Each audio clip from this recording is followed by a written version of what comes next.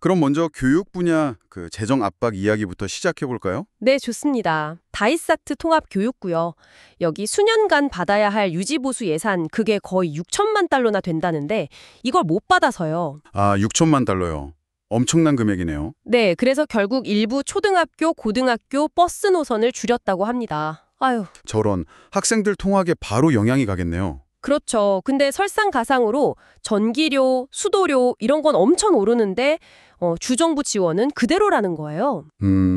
그게 문제네요. 다이사트 같은 경우는 작년보다 전기료만 해도 18만 달러가 늘었는데 추가 지원은 전혀 없었다고 하니 참 답답한 노릇이죠. 네, 이런 재정 압박은 사실 대학이라고 다르지 않습니다.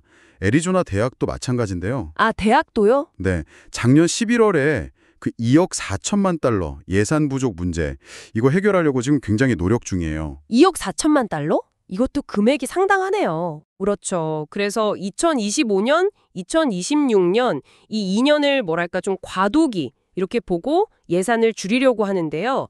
학술 쪽 예산은 한 2% 정도, 행정 쪽은 좀 더 커서 한 7% 정도 삭감을 계획이라고 합니다. 구조조정이 불가피한 상황이군요. 더 걱정되는 건 사실 현금 보유액이에요. 지금 가진 현금이 권장 수준보다 훨씬 낮은 한 76일, 77일치 그 정도밖에 없다고 합니다. 잠깐만요. 하루 운영비가 아까 800만 달러라고 하셨죠? 네, 맞습니다. 그럼 거의 70일치 현금이 부족하다는.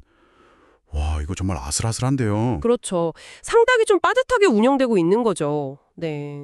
와, 교육 현장의 어려움이 정말 심각하군요. 부동산은 단순한 거래가 아닙니다. 미래를 만드는 일이죠. 애리조나 한인 부동산 전문가 허소정 에이전트가 당신의 꿈을 현실로 바꿉니다. 주택, 상업용 부동산, 렌탈까지 풍부한 경험과 세심한 케어로 최적의 솔루션을 제공합니다. 오늘 허소정 부동산에 전화하세요. 480-200-1516. 당신의 미래가 여기서 시작됩니다. 그럼 이번에는 좀 다른 쪽으로 애리조나 농업 쪽 이야기를 해볼까요? 여기는 또 전통을 지키려는 노력도 있고 동시에 위기도 있고 그렇더라고요. 네, 메사시 오렌지 나무 이야기는 저도 인상 깊게 봤습니다. 그렇죠. 90년 넘은 발렌시아 오렌지 나무들, 그걸 보존하고 있다니 참. 네, 그게 펠콘 필드 공항 안전지대 안에 있어서 개발이 제한된다고 하더군요. 어떻게 보면 다행인 거죠. 맞아요. 덕분에 애리조나 감귤 역사의 한 부분이 지켜지는 거니까요.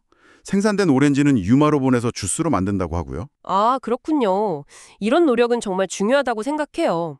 근데 동시에 애리조나 농업이 지금 엄청난 위기에 처해 있다는 소식도 있습니다. 네, 바로 시크먼 패밀리 팜스 이야기죠. 맞습니다. 남서부 최대 계란 생산업체인데 조류 독감 때문에요. 거의 2년 동안 주요 시설 운영을 중단해야 할 지경이라고 합니다. 2년이나요? 어휴, 피해가 어느 정도인가요? 지난 2주 동안에요. 닭 600만 마리가 폐사했답니다. 이게 애리조나 전체 사용량의 95%래요. 95%요?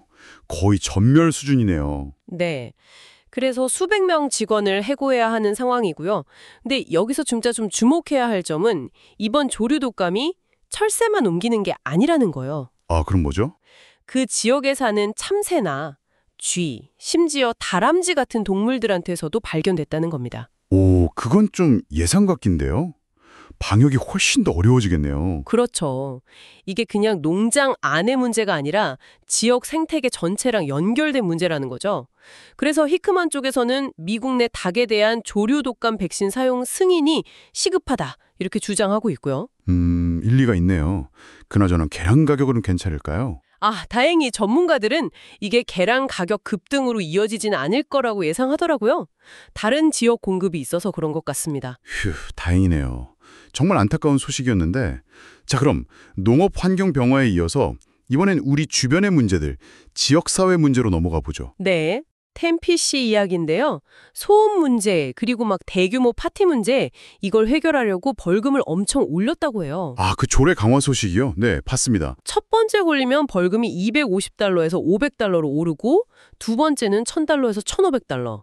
근데 세 번째부터는 무려 4000달러래요. 와, 4,000달러면 정말 큰 금액인데요. 상당히 강력한 조치네요. 네, 심지어 임차인이 벌금을 안 내면 집주인한테 책임이 갈 수도 있다니 이거 꽤 논란이 될 것 같은데요. 아무래도 그렇죠. 주민들 반응도 좀 엇갈린다고 하더라고요. 효과가 있을지 아니면 너무 과한 조치인지 의견이 분분한 것 같습니다. 이웃 간의 질서 문제도 참 어렵네요. 그런가 하면 서부 버라더 지역에서는 또 다른 긴장감이 있더라고요. 이번엔 야생동물, 바로 퓨마 때문입니다. 아, 퓨마요? 마운틴 라이언 말씀이시죠? 네, 밤늦게 수영장에서 집으로 가던 주민이 퓨마를 딱 마주쳤다는 이야기도 있고 심지어 다른 주민하고 반려견을 공격한 퓨마가 결국 사살되는 일까지 있었다고 합니다. 저런, 인명피해는 없었나요? 다행히 크게 다친 사람은 없었던 것 같은데 주민들이 엄청 불안해하겠죠. 코요테나 방울뱀 같은 건 뭐 익숙하다고 해도 퓨마는 다르잖아요. 그렇죠. 훨씬 더 위협적이니까요. 갑자기 왜 이렇게 자주 나타나는 걸까요? 글쎄요. 아무래도 개발 때문에 서식지가 줄어들면서 사람들이랑 마주칠 일이 많아지는 게 아닐까 싶기도 하고요. 애리조나 게임 및 어류 부서에도 신고가 들어갔다고 합니다. 이것도 결국 인간과 자연의 공존 문제네요. 네, 오늘 저희가 살펴본 이야기들이 다 그런 것 같아요. 애리조나 지역사회가 재정 문제, 또 환경 변화, 그리고 이런 공존의 문제들 속에서 계속 길을 찾고 있다는 걸 보여주는 것 같습니다. 맞습니다.